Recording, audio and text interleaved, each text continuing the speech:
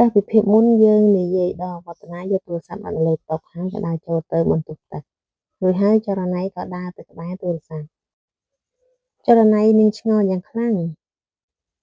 ពេលនោះក៏មានគេខលមកល្មមចរណៃឃើញទូរស័ព្ទលោតភ្លើងឡើងហើយឮសំឡេងទូរស័ព្ទរោធ្វើឲ្យនាងភ្ញាក់ហើយភ័យយ៉ាងខ្លាំង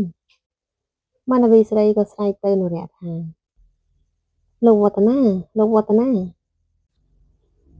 ពេលនោះនរៈក៏ចេញពីបន្ទប់ទឹកមកយ៉ាងលឿនហើយក៏សួរទៅស្រស់ស្រីថាមានរឿងអីមិនបាននាងស្រីឮយ៉ាងនេះចរណៃធ្វើទឹកមុខភ័យហើយយកដៃចង្អុលទៅទូរស័ព្ទរួចក៏និយាយថាគឺរបស់នោះមើលទៅវាចម្លែកខ្លាំងណាស់ខ្ញុំគ្រាន់តែឲ្យមើលវាបន្តិចស្រាប់តែវាមានភ្លើងពន្លឺចេញមកហើយឮសំឡេងវាស្រែកទៀតខ្ញុំភ័យខ្លាំងណាស់ទើបខ្ញុំស្រែកហៅលោកទៅ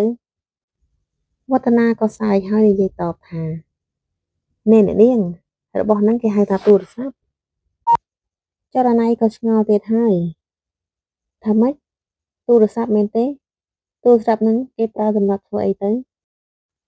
គឺសម្រាប់ប្រើធ្វើការតាក់ទងគ្នាទៅវិញទៅមកនោះអីមាណវីស្រីឆ្ងល់ទៀតហើយក៏សួរថាតាក់ទងយ៉ាងម៉េចទៅគឺយើងនិយាយឆ្លើយឆ្លងគ្នាពីចម្ងាយនោះអីទោះបីជានៅក្រៅប្រទេសក៏យើងអាចនិយាយជាមួយគ្នាបានដែរចរណៃស្រីក៏លន់មាត់ពិតជាពិសេសមែនទែនហេតុអីរបស់សម័យនេះចម្លែកអីយ៉ាងនេះណោះសម័យនេះជាសម័យបច្ចេកវិទ្យាណាអ្នកនាង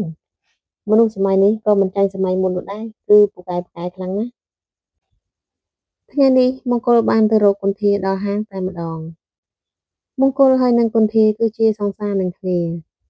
គន្ធាស្រឡាញ់មង្គលខ្លាំងណាស់ចំណែកឯមង្គលគេចាត់ទុកគន្ធាត្រឹមតែជាស្រីលេងសើចតែប៉ុណ្ណោះនេះមង្គលកាន់បាច់ផ្កាមួយបាច់ហើយដើរសំដៅទៅរកគន្ធាទៅដល់ហើយនេះមង្គលក៏និយាយទៅកាន់គន្ធាថាសួស្ដីបាទកំពុងធ្វើអីហ្នឹងសំណប់ចិត្តបងគន្ធាញញឹមហើយនិយាយតបថាគឺអូនកំពុងតែរៀបចំអីវ៉ាន់ជូនភ្ញៀវហ្នឹងណាតើបងមករកអូននេះកាយដែរគឺនឹកអូនខ្លាំងណាស់នេះបាទបាច់ផ្កាសម្រាប់ពេលស្អាតរបស់បងនេះមង្គលនិយាយផងហុចបាច់ផ្កាឲ្យទៅគន្ធាផងគន្ធាទទួលបាច់ផ្កាបណ្ដាញញឹមបណ្ដាហើយនិយាយបណ្ដាថាអរគុណចា